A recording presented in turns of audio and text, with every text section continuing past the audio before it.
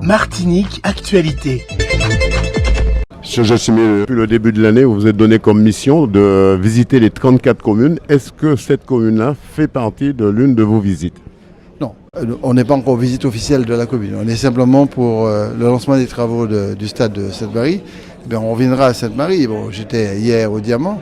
Et on fera les 34 communes. Moi, on prend notre temps. Je ne m'ai pas envie de choquer à la commune pendant 15 minutes. Je fais une demi-journée dans chaque commune. Et donc on prend le temps avec le maire élu, son conseil municipal, à fouiller complètement le terrain, à les écouter, les entendre. Parce qu'il y a deux enjeux, à la fois entendre démocratiquement le maire, quelle que soit sa tendance, mais deuxièmement, s'inspirer un peu des territoires. Et il y a encore une troisième chose, c'est d'imprimer la volonté de la collectivité territoriale et surtout les orientations de la collectivité territoriale. Parce que nous vous équipons, mais ça ne suffit pas d'équiper, il faut aussi développer, c'est une chose différente. Et pour développer, il faut des projets.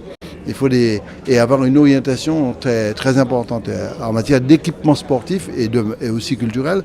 Nous avons une réflexion beaucoup plus large à mener. C'est pour ça que je considère que ces équipements très structurants pour le nord, mais aussi pour le sud, pour le centre, on doit les labelliser, les accompagner autrement, financièrement, de telle sorte que, tant sur le plan de l'investissement, ces équipements soient réalisés dans de bonnes conditions, mais sur le plan aussi du fonctionnement, parce que c'est aussi le fonctionnement qu'on laisse sur la tête, sur le dos du maire, et qui, à un moment donné, n'arrive plus.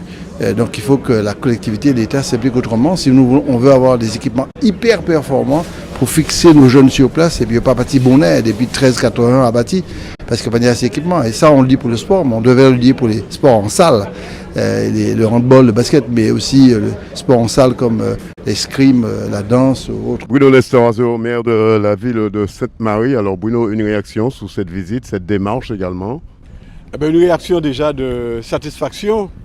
Une réaction vraiment de joie puisque aujourd'hui, 2 février 2022, nous actons officiellement le redémarrage, en tout cas le redémarrage du stade de reconstruction, des travaux de reconstruction du stade de Louis XVI de Sainte-Marie. Donc c'est un moment important pour nous puisque on se souvient tous que ce stade, en tout cas, a connu quelques difficultés. La première a consisté à avoir un titre de propriété. Puisqu'à l'époque, la ville de Sainte-Marie occupait l'espace sans droit, sans titre. Donc il a fallu, en tout cas, obtenir un titre de propriété, ce que nous avons fait par le biais de la prescription centenaire. Pourquoi je le dis? Parce que quand vous sollicitez des subventions auprès de vos partenaires, le document qui vous est réclamé, c'est une attestation du droit de sol. Et ce titre de propriété, vous ne pouviez pas prouver que vous êtes propriétaire du site. Et après cela, bien évidemment, lorsque nous avons monté le premier projet, comme par hasard, le site a connu un très gros glissement de terrain. Donc avant de poursuivre les travaux, qu'il a fallu suspendre, il fallait qu'on consolide absolument, qu'on traite ce glissement, ce qui a été fait. Et ce qui a eu pour conséquence d'arrêter les travaux entre 2019 et 2021. Donc aujourd'hui, je suis content parce qu'il a fallu entre-temps revisiter le projet, en tout cas le redimensionner, ce que nous avons fait. Les entreprises ont été attributaires de leur lot, voilà déjà 2 mois. Donc elles sont tout à fait en capacité de commencer à travailler. Et c'est bien pour cela que ce matin, nous avons acté avec nos partenaires le redémarrage officiel du stade de Sainte-Marie. Et vous regardez autour de vous des grues, des engins, tout ce qu'il faut, tout l'arsenal. Donc je suis bien évidemment un maire comblé. Et je suis un président de Cap-Nord satisfait, puisque quand bien même le stade verra le jour sur Sainte-Marie, mais il participera à l'aménagement du territoire du Grand Nord. Jean-Baptiste, est-ce que cette structure rentre dans le plan de relance? Oui, tout à fait, puisque 2 choses. Cette structure a le caractère d'équipement structurant, puisque normalement c'est un stade qui va servir pour ces équipes et les autres équipes, et certaines des lignes budgétaires du plan de relance permettent de financer ce type d'équipement qui, rappelons-le, se trouve à Sainte-Marie, mais a très clairement une portée martiniquaise, puisque c'est un cadre sportif, c'est un stade ouvert donc à l'ensemble des équipes. Donc en cela, il rentre parfaitement dans les enveloppes budgétaires du plan de relance. C'est une manifestation d'inauguration du début des travaux. Enfin, il y a eu d'autres débuts puisque À cause d'un accident de glissement de terrain, le terrain n'a pas pu suivre son cours. Et c'est une très très bonne chose qu'on reprenne ce chantier, qui est un chantier très important pour Sainte-Marie, mais au-delà de Sainte-Marie, pour le Grand Nord. Avoir un stade de ce niveau-là, c'est très important pour la jeunesse martiniquaise, d'autant plus que Sainte-Marie a toujours été une ville de très grands sportifs dans le Nord.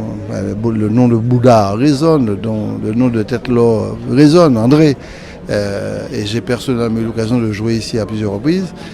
Donc c'est vraiment très important c'était vraiment très important de ne pas abandonner le projet et de persévérer avec bien sûr les contributions de l'État, des collectivités et de la collectivité de Martinique. Les spécificités principales de ce projet de construction, il consiste en quoi? Je vais vous rappeler l'essentiel. C'est un stade de 1000 places assises couvertes, avec des places bien sûr PMR, avec aussi une partie réservée à la presse. Mais il y a une spécificité particulière dans ce stade. Nous avons pensé de faire une salle un peu polyvalente de 300 mètres carrés qui permettra de recevoir tant des activités liées au foot que des activités liées à d'autres manifestations. Ça montre une certaine polyvalence. Et l'ensemble de ce stade sera desservi par une esplanade arrière permettant au public d'accéder aux tribunes. L'ensemble du projet aussi comporte environ 200 places pour les visiteurs. Et en amont, un peu à côté de l'entrée de ce stade, la billetterie avec ce qu'on a pu réserver aussi, une zone fan shop permettant au club de vendre un peu quelques divers accessoires, permettant aussi, vous savez, comme les clubs n'ont pas énormément d'argent, ça peut permettre de vendre quelques accessoires. Voilà un peu globalement le projet. Et ce projet va être réalisé sous 15 mois, à partir du mois de février. Vous êtes ancien footballeur aussi. Cette nouvelle structure, ce sera une structure qui pourra rassembler non seulement des Samaritains, mais également des Martiniquais, puisque elle sera encore en quelque sorte décentralisée. Oui, c'est pour cela que je considère que un équipement sportif, c'est pas simplement la dimension technique. L'équipement sportif, c'est aussi la capacité de participer à l'épanouissement de chaque jeune. C'est une performance dans la continuité du temps, ce n'est pas une performance ponctuelle. Donc dans ce cadre-là, il nous faut absolument avoir l'équipement, avoir aussi le fonctionnement et l'accompagnement lié à la performance. Je me rappelle quand j'étais tout jeune, je jouais au football. Pour moi, Sainte-Marie, c'était aller jouer à Sainte-Marie, Goodluck et Samaritaine, c'était un événement, quoi. Pour moi, qui est jeune, je joue au Goodluck, et c'était un événement, c'était une compétition ça me marquait. Mais il n'y a pas que Sainte-Marie. Le sport fait partie des conditions d'épanouissement essentielles aux côtés de l'éducation familiale et de l'éducation académique. Alors c'est vrai, monsieur Cherjet-Simier, depuis le mois de janvier, fait la tournée des communes. Est-ce que ce projet rentrera dans le plan de relance? Alors c'est un projet qui a été totalement financé à l'époque.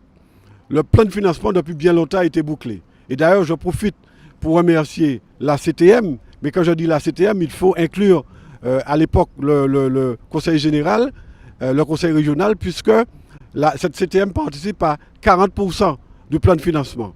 Je veux saluer et remercier également les services de l'État, puisque effectivement, les services de l'État ont participé dans le cadre du FEI à peu près 20% du montant de subvention, 20% de 7,8 millions. Également, le CNDS, à l'époque, a participé à un montant de 10%. Donc lorsque vous mettez le CNDS et également les services ex-CNDS et les services de l'État dans le cadre du FEI, ça fait 30% de subvention. Donc il faut quand même saluer et remercier.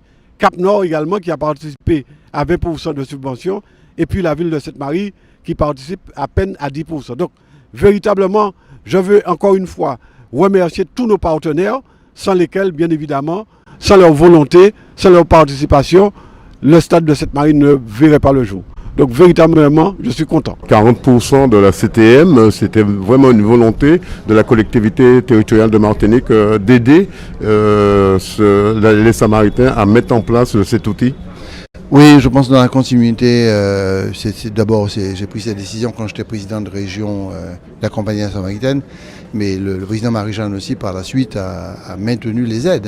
Et donc, il les a même augmentées. Et puis, on a encore augmenté et par la suite, parce qu'il y avait des glissements de terrain.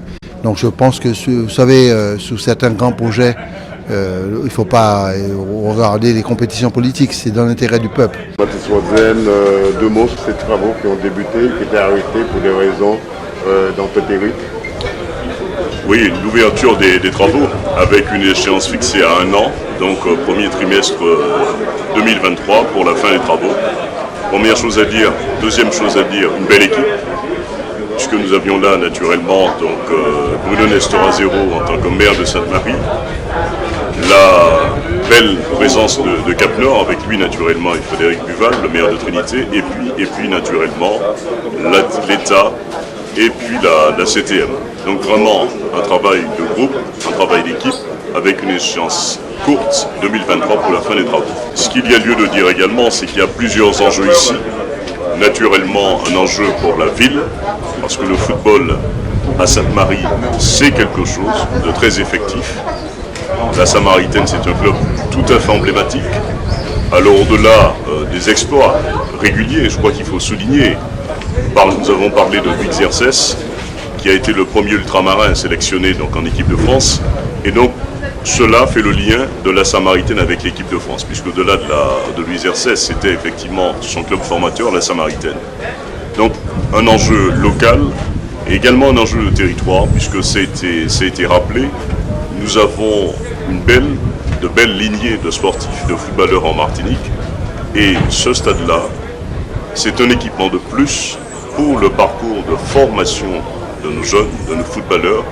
Nous le savons tous, parcours de formation qui bien souvent se poursuit dans l'Hexagone, soit avec l'équipe de France, soit au titre de tel ou tel club.